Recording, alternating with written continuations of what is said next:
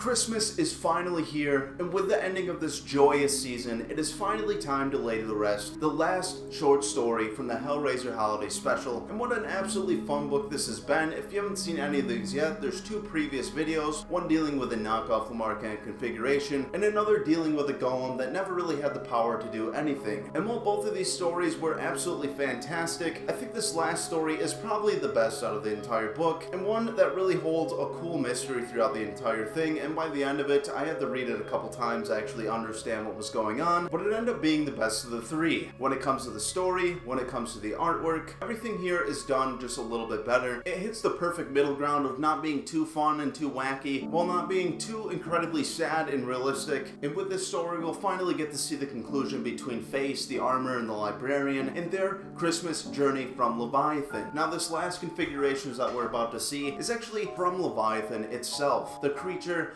the god, the omnipotent being of hell. This one actually deals with a configuration that we've heard so much about, that I've seen you guys comment so much about, and what it is a poem, an old nursery rhyme found by a man who studies folklore for the Oxford College, and throughout we'll be getting to meet him, as well as this child that he never wanted, as well as another two additional cenobites that we've ever seen. And before we get into this, I just want to give a huge shout out to everybody who's been supporting the channel and watching all the videos. It's been so much fun getting to know all of you down there in the comments, and I just want to give you a massive thank you and a very Merry Christmas. But from the last story that we left off on, we got to meet a young man named Jacob, a young Jewish boy who had been plagued by a group called the Bunt, and while things didn't work out for him, the golem that he's been trying to bring to life throughout that entire story, we see it once again back in the soup kitchen with Face, the librarian, and the armorer. And as they're coming closer and closer to the mystery of all these different configurations, where they came from, and what they're even doing here, by the end of this, we will be able to see them all be destroyed, and for everything to be turned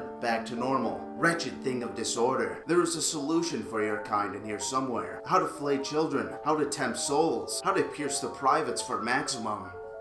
Ah, this should do it. And we see the librarian pluck this bone from the bottom of this golem, and as she does this, the entire thing just falls to the ground. She starts going on about how the perfect symmetry is sometimes left by a disjointed path. Follow that line of damnable logic, Granny, and this snafu would be the balancing act of all time. Unbalanced is all it is. I saw this crap in Nam. I did this crap in Nam. If there's gonna be killing now, I want a reason for it. And with this strange little line, we actually get to see the armor being a little bit sympathetic towards all these people in the soup kitchen, to all these lost souls for absolutely no reason, and this man just wants to be back to the structured contents of the world that he's came from, to the rules of Leviathan that have been placed so fairly upon everybody. And as he's looking around this room, he looks at this young dead woman on the floor, and he sees a small book on the ground. And here we go, stinking up the room with some poor man's riddle me this storybook. Listen to this winter wonderland shit. And with this line, we see the armor pull up this book as Face and the librarian gather around for a nice little Christmas tale. As well as our last short story for this book, it's all finally coming to an end, and this one is called Nursery Crime. And we just see this older gentleman sitting at his desk with his child sitting on top, and he's just kind of asking him all these different questions, as we will soon find out that this man wants nothing to do with it. He just wants to be alone, to be left to his work, to figure out where all these different pieces of folklore that came from, as that is his occupation, and his child just will not let up about this new poem that he's found. Oh please, Daddy, won't you read it for me again? No. Why not? Because I didn't read it for you at all. I read it for myself. I'm doing work, son. I'm not playing games. Now would you kindly go away? Please read it again, Daddy. Mommy will be upset if you don't. I don't give a hang about what your mommy wants, or you. I'm too old for this, don't you understand? And throughout this whole story, this is basically all that's going to be going on with this old man and his son, is he just doesn't want him around at all. This man never wanted children, and he's just basically throwing a huge hissy fit the entire time, just like,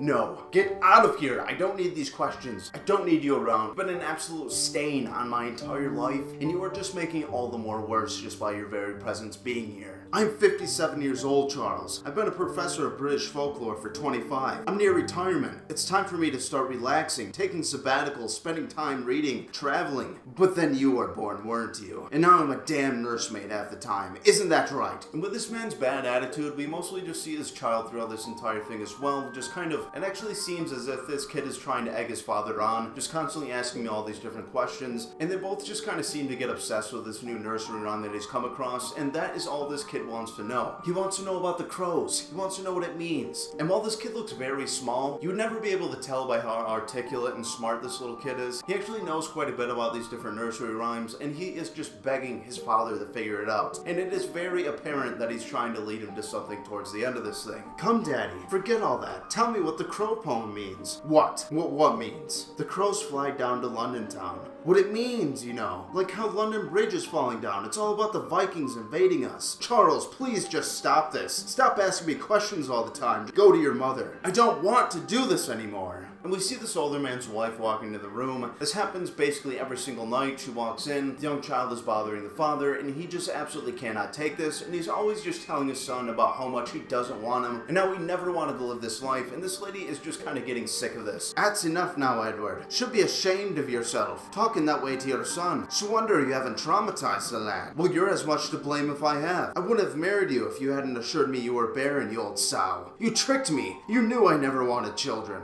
Hush. What's done is done. It was the Lord's doing, not mine. And you're an ungrateful wretch to treat a beautiful child this way. And as this woman, Lois, is just giving him more and more crap about how he treats his kid, he just kind of goes on to say he's sorry, and that just living on one pension is just way too much to bear, and his wife just does not really care. She says we've been managing this entire time, and that night after night this is constantly going on, and he really just needs to grow up and deal with it. This is the life that he has made, and this is the life that he will always live. And as we're walking out the door, we just get another funny scene of Edward just muttering to himself about how terrible this whole thing is. Why are you damning me, Lois? What did I ever do to deserve this? For the last time, stop speaking this way in front of our child. And for God's sake, Edward, there's plenty of people in England that don't have a comfy chair to sit in. You've plenty to be thankful for, haven't you? Don't forget, Daddy, the crow poem. Yes, the crow poem. Well, you little sod, for once we both want the same thing. Ever since I found this book yesterday in London, I can't stop coming back to that rhyme. The crows fly down in London town. Damn if I've ever seen this one before. All the rest are standard British nursery rhymes. Nothing spectacular. An undiscovered nursery rhyme? May as well claim that I found a new draft of Hamlet. And once again his son appears in the room, and what he does here is pretty interesting. It almost seems as if he's taunting his father that he won't be able to figure out this poem. It almost seems like he's doing it just to make him do it even faster. This kid is rushing him towards the end, and at first this made me think that maybe this child was a cenobite himself, as he is just constantly hammering this home. That's alright, Daddy. If you can't, you can't. Can't what? Tell me what the crow poem means. Oh, I'll figure it out, never you mind. I'll start on it tomorrow between classes. You just stay out of my way. Yes, Dad, you needn't worry. You won't find me on your path. Night, night. And from here, we just see this great shot of the Oxford College, and this man just daydreaming about solving this thing. He knows that if he does so, that this will be the high point of his entire career, and that surely it would come with a couple papers to write, as well as maybe a few awards, a few speaking engagements, and he just continues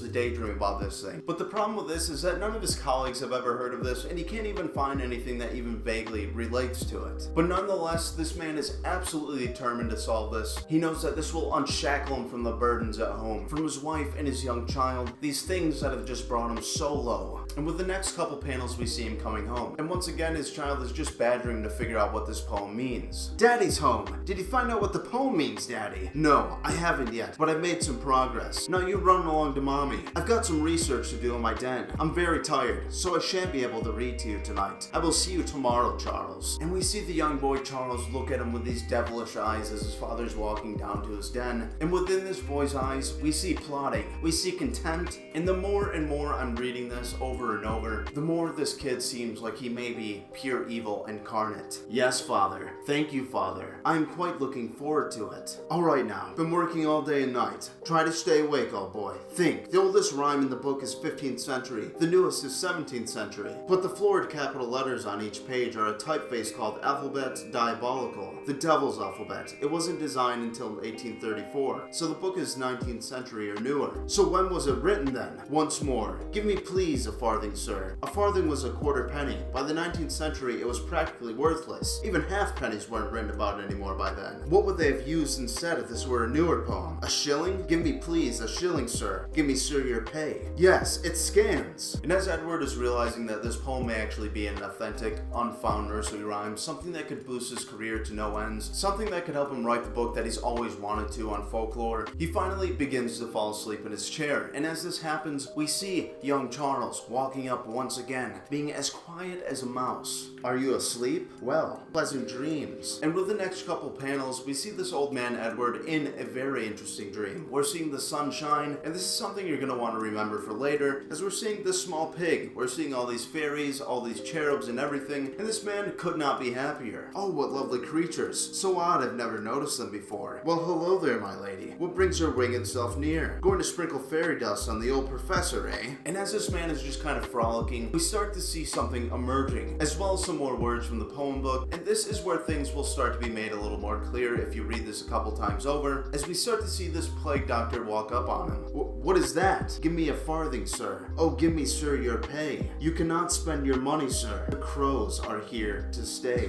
And Edward wakes up from this dream. He's yet found another piece of the puzzle, something that is bringing him closer and closer to revealing the secrets of this old nursery rhyme, but he realizes that he is late for school. He's already missed his first class, and he is absolutely pissed about this. He gets up, he sees Charles, and he's just wondering where this kid's mom is, and Charles just kind of relays the message that if he wants to sleep the day away, that is completely up to him and none of her business. And as he's saying this, Edward basically just takes all this out on little Charles, and he says, why didn't you wake me up? I know you're on holiday, but I'm not. I have to work. What is your problem? And the kid tells him that he didn't want to disturb him, that maybe he was dreaming of the crow poem and its meaning, and that maybe finally his father can bring to him the only thing that he wants. Damn child, not enough he ruins my life, now he ruins my sleep. Well, if I hurry, I can still make my second class. Oh yes, mustn't forget the book. Something tells me I'm getting very close. And when Edward makes it back to the college, he actually meets up with a couple different professors that he feels might actually be able to help him with this, and he tells him about this dream that he had. He tells him about this weird crow-looking person, and his colleague actually tells him that this is a plague doctor, that surely he knows of the bubonic plague and how it wiped out 74,000 people and it's resurgent, and he begins to tell him about how these doctors actually wore these long masks that keep them at distance from their patients, and why the mask looks as it is it actually was meant to ward off demons as well. He tells him about how all these plague bodies were completely black from internal bleeding, and that how basically as soon as anybody got the bubonic plague, it was over. It was a walking death sentence, and there was essentially nothing that anybody could do. And very fast, the streets were overwhelmingly flooded with dead bodies, and now it all seemed like this might have been a cruel punishment from God himself, something without mercy and extreme efficiency. And finally, something clicks in Edward's head. He rushes home and he begins to type up his paper, and what has been revealed to be the true sense of this poem is that this nursery rhyme this entire time has been all about the bubonic plague and these plague doctors. Yes, that was the key. Now all the other pieces I've researched fit. It all makes sense now. The crows are the doctors. The robes as black as the bodies that litter the streets each day. The ladies in the poem aren't singing. They're wailing for the dead. The dressing gowns, mourning clothes. In those final lines, they're speaking to the plague thousands who might just as well give away what they have, because it will be no good to them in the afterlife. After all these years, all these disappointments, all those shackles put on me by my wife and that hideous child, after all these years, I'm finally going to get the honor I deserve. And this man, feeling very arrogant and extremely cocky, he goes down the hallway after a few drinks. He's holding this bottle of liquor in his hand, and he is ready to give this kid the what for. This kid's been bothering him the entire time about figuring out this poem,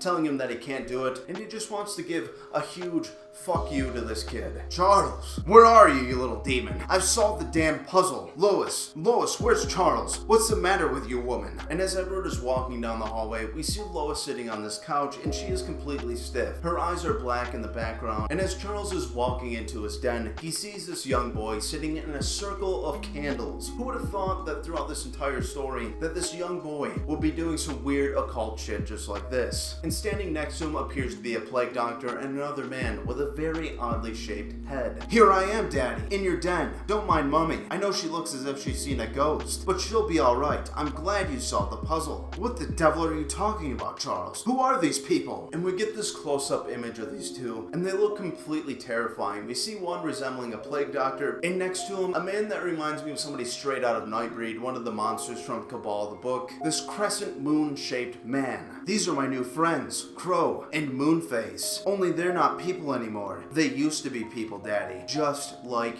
you. And we see young Charles put on this amazing smile as Edward's face is being morphed into this odd shape, something that we may have seen before in a dream of his, only much darker. We turn the page and we are seeing Edward's face as the new representation of the sun. It is made very clear that this man has been sent down to hell and that this poem has been a configuration this entire time, as we're actually seeing Leviathan out in the distance, as well as these misshapen animals. We're seeing the pig from before, some of these fairy ladies, and a bunch of these cherubs, all just looking very different, a lot more demonic, in an atmosphere much less warm and godlike than we've seen before. The man in the moon, he died too soon, all on a summer's day. The man in the sun, he rose for his son. He's with us now to stay. And that is the end of this short story. Throughout this entire thing, I don't know what was up with young Charles, the little boy. I almost thought he was a cenobite the entire time, or maybe he is some kind of configuration from Leviathan himself. But as we finish the story, we'll actually learn that this poem didn't do its job correctly. Just like the other mysterious configurations, there was something very oddly wrong with it, as it obsessed the both of them rather than just one. And even though this boy seen it all happen, he was allowed to escape. And from here, we will be cutting back to Face, as Face is kind of looking over this poem, and he just kind of gets enraged. He thinks that this is all just kind of fodder, some kind of street performance, and we just see him absolutely lose his shit. Well, it's certainly no Shakespeare, is it? Sideshow mentality, street performance trash, no Grinch either. Why, hey Face, take a chill pill. Face, control yourself. Remember the tenets of order to which we have. And we just see Face going absolutely berserk. He's taking this poem book and he's just ripping it to shreds. I don't know what exactly is his actual problem with this thing, whether it's just too simple for him or if it wasn't enough of a performance for him. But as he's doing this and he kind of just trances out, the librarian tells Yarmer to grab him. She takes out her giant book and she just smashes him across the face to bring this man back into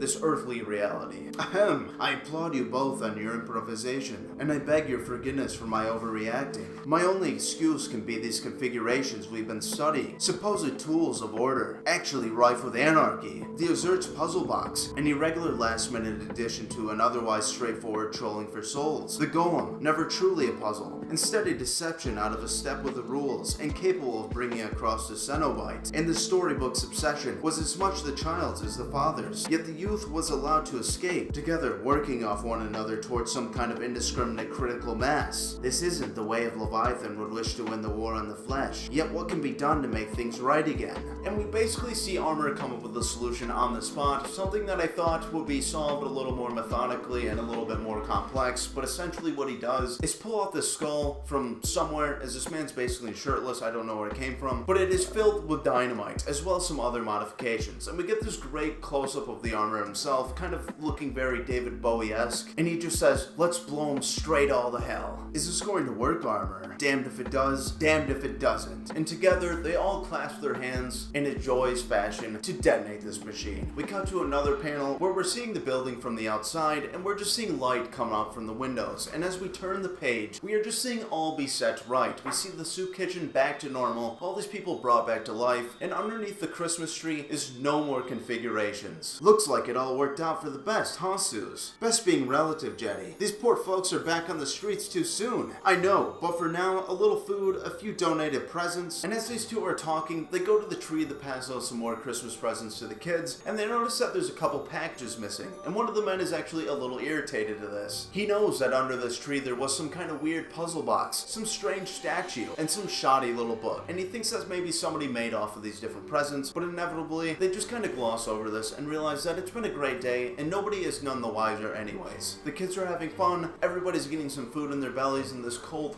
time of year, and all is good and made well. They begin to clean up the trash, and they grab some of the wrapping paper off the floor, and they throw it in the fire. And what is revealed inside of this paper is a nice little Christmas card. And on it, it just says, bloody peace on earth, and strong-willed men. Happy holidays from all of us here in hell.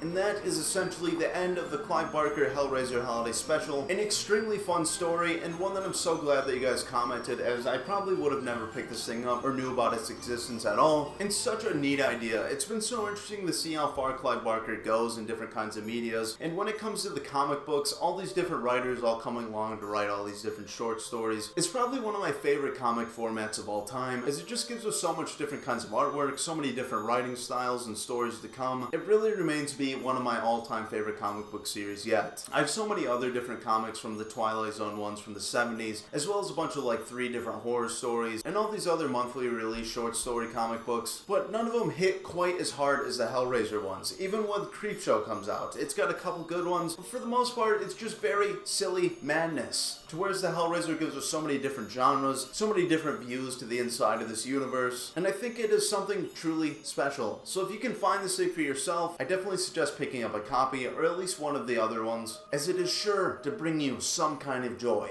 And speaking of joy, everybody, have yourself an absolutely fantastic Christmas. Hopefully this video was released on time and it is Christmas Day right now. But if it isn't, I hope you all had a great time with your families. I hope you got some cool presents or just maybe some good relaxing time. And let me know which one of these stories was your all-time favorite. Now, I myself, I'm pretty busy throughout the Christmas season, basically till up New Year's. So if I'm laying down a couple more videos, just try to be very patient with me, as after the New Year starts, we will be doing our best to enter some new franchises. I got some older Constantine comic books by Warren Ellis and Garth Ennis, and they are extremely good, as well as just all sorts of different things. I got some very cool Batman stuff from the 90s, some Elseworld stuff, Predator, Superman vs. Alien, all these different things. So comment down below what you might want to see, and once again, I thank you all so much for watching this channel and sticking around, checking out every single video. I notice all of you down in the comments, the people that return and the people that just kind of come around once in a while, and it is all greatly appreciated. So, like always, thank you so much for watching this last episode of From the Heart,